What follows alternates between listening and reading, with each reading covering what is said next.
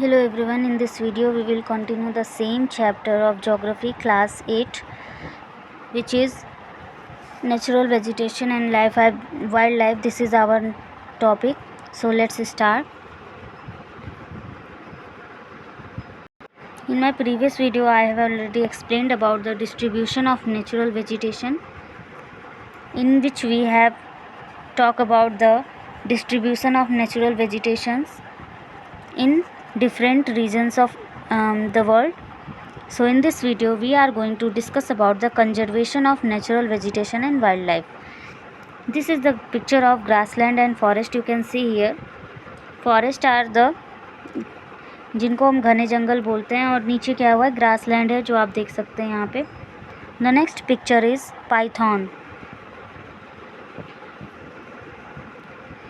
And let's continue our topic, conservation of natural vegetation and wildlife. Forest are our wealth. Forest जो है वो हमारे क्या हैं, wealth हैं. It means कि हमारे लिए एक तरह से कह सकते हैं कि wealth की तरह ही हैं. Plants give shelter to the animals and together they maintain the ecosystem. Plants जो है वो क्या करते हैं, animals को shelter provide करते हैं, और ये दोनों जो है मिल करके ecosystem को balance करते हैं, maintain करते हैं. Changes of climate and human interferences can cause the loss of natural habitats for the plants and animals. Climate में जो भी चेंजेस होती हैं और जो ह्यूमन इंटरफेरेंस के थ्रू होता है, उससे क्या होता है, बहुत सारे लॉस जो है नेचुरल हैबिटेट्स में प्लांट्स और एनिमल्स के लिए हो जाते हैं, कारण बनते हैं नेचुरल हैबिटेट्स के लॉस का. Many species have become vulnerable and endangered and some are on the verge of extinction. बहुत सारी स्पीसीज़ यानी जो जातियां हैं जानवरों की, पेड़ों की, वो अब क्या हो गई हैं, खतरे में आ गई हैं या फिर ख़त्म होने के कगार पे हैं. Deforestation, soil erosion, constructional activities, forest fires, tsunami and landslides are some of the human and natural factors which accelerate the process of extinction of these resources. Extinction means होता है विलुप्ति या ख़त्म होने के कगार पे, ठीक है. तो डिफॉरेस्टेशन मीन्स होता है वनों की कटाई. सॉइल इरोजन मीन्स मृदा अपरदन. कंस्ट्रक्शनल एक्टिविटीज़ यानी कि जो मनुष्य जो हैं वो उस चीज़ों को कंस्ट्रक्ट कर रहे हैं, बिल्डिंग्स बना रहे हैं, इंडस्ट्रीज़ बना रहे हैं, तो उनकी ये जो एक्टिविटी है इससे फॉरेस्ट फायर यानी जंगलों में आग लगना, सुनामी का आना, लैंडस्लाइड का होना, ये सारे नेचुरल और ह्यूमन फैक्टर्स हैं जो कि क्या कर रहे हैं, इन सारे रिसोर्सेज के ख़त्म होने के कारण है, या इन चीज़ों में तेज़ी मतलब ख़त्म होने में तेज़ी लाने में ये सारे फैक्टर्स जो हैं वो जिम्मेदार हैं. One of the major concern is the poaching. Poaching means होता है शिकार करना.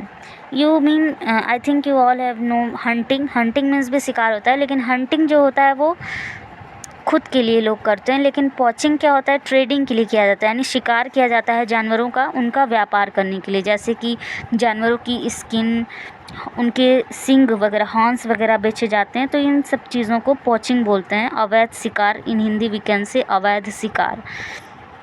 तो which result in a sharp decline in the number of particular species. तो इसका जो मेजर कंसर्न है वो ये है कि पॉचिंग जो है, पॉचिंग में जो शिकार हो रहा है, वैध शिकार हो रहा है, उसका रिज़ल्ट ये हो रहा है कि बहुत ज़्यादा जानवरों की जो प्रजातियां हैं वो अब डिक्लाइन होती चली जा रही हैं, विनाश की कगार पे हैं. The animals are poached for collection and illegal trade of hides, skin, nails, teeth, horns as well as feathers. जो एनिमल्स हैं उनका जो शिकार हो रहा है वो किस लिए हो रहा है, कलेक्शन. किस तरह के कलेक्शन के लिए,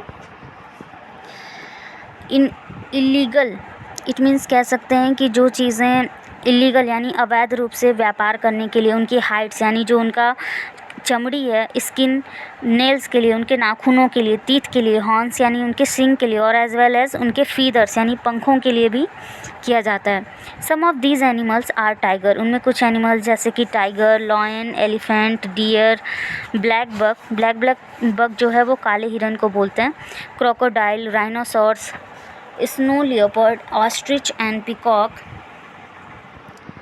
these are can be conserve by increasing awareness. ये सारी चीज़ें जो हैं, ये सारे जानवर जो हैं इसमें इंक्लूड होते हैं जिनका नाम मैंने अभी पढ़ा, और ये सारी चीज़ें जो हैं कंजर्व करने की ज़रूरत है इनको थ्रू अवेयरनेस बढ़ा करके, यानी लोगों को इसके प्रति जागरूक करके. नेशनल पार्क्स बनाए जा रहे हैं, वाइल्ड लाइफ सेंचुरीज़ बनाई जा रही हैं, बायोस्फीयर रिजर्व बनाए जा रहे हैं, इनको प्रोटेक्ट करने के लिए, किनको, नेचुरल वेजिटेशन और वाइल्ड लाइफ को प्रोटेक्ट करने के लिए, बचाने के लिए। Conservation of creeks, creeks means होता है खाड़ियाँ, lakes and wetlands is necessary to save the precious resource from depletion, depletion means होता है कमी। तो इन सब के कंजर्वेशन के लिए, लेक्स यानी झीलों को बचाने के लिए, वेटलैंड्स यानी जहाँ पे पानी की जो जगह हैं उनको लोग क्या कर रहे हैं, ढक करके और वहाँ पे कंस्ट्रक्शन का काम कर रहे हैं। तो इन सभी को बचाने के लिए, जो प्रीसियस रिसोर्स हैं इन सबको ख़त्म होने से बचाने के लिए कंजर्वेशन करना ज़रूरी है। There is a balance in the environment if the relative number of species is not disturb. एक बैलेंस है इन्वायरमेंट में इन सारी चीज़ों का, अगर इन सब की जो जातियाँ हैं उसको डिस्टर्ब न किया जाए। ह्यूमन एक्टिविटीज़ जो हैं, several parts of the world have disturb the natural habitats of many species. Human activities के थ्रू भी पूरे वर्ल्ड में क्या हो रहा है, नेचुरल हैबिटेट्स जो स्पीसीज़ की हैं, यानी ये जो नेचुरल हैबिटेट्स मीन्स कि ये जो जहाँ रह रहे हैं उनकी जो जातियाँ हैं वो क्या हो रही हैं, वहाँ पे डिस्टर्ब हो रही हैं ह्यूमन एक्टिविटीज़ की वजह से। Due to indiscriminate killings, discriminate killings means अंधाधुंध हत्याएँ, जानवरों को मारना। Several birds and animals have either become extinct और are on the verge of extinction. बहुत सारे जानवर और पक्षियाँ जो हैं वो या तो ख़त्म हो गई हैं या ख़त्म होने के कगार पे हैं। अवेयरनेस प्रोग्राम जैसे कि सोशल इंडस्ट्री, सोशल फॉरेस्ट्री, यहाँ पे आप देख सकते हैं, this is the picture of black buck, इसको भी प्रोटेक्ट करने की ज़रूरत है आज।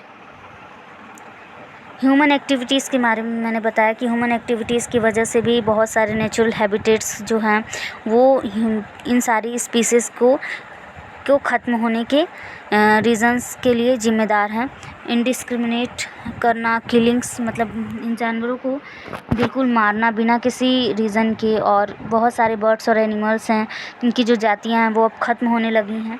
अवेयरनेस प्रोग्राम जैसे कि सोशल फॉरेस्ट्री यानी एक दूसरे के साथ मिल करके अवेयरनेस प्रोग्राम यानी जागरूकता के अभियान चलाना, जैसे कि पेड़ लगाना। वन महोत्सव should be encouraged at the regional and community level. Regional means क्या होता है, स्कूलों पे और कम्युनिटी कॉलेज लेवल पे बहुत सारे लोगों के साथ मिल करके और इस प्रोग्राम को इनकरेज करना, प्रोत्साहन देना, बढ़ावा देना। School children should be encourage to bird watch. School children को इनकरेज करना चाहिए बर्ड वॉच यानी and visit nature camp. Visit nature camp यानी नेचर कैंप के लिए उनको विज़िट के लिए ले जाना और वहाँ पे उनको बताना इन सारी चीज़ों की इम्पोर्टेंस के बारे में।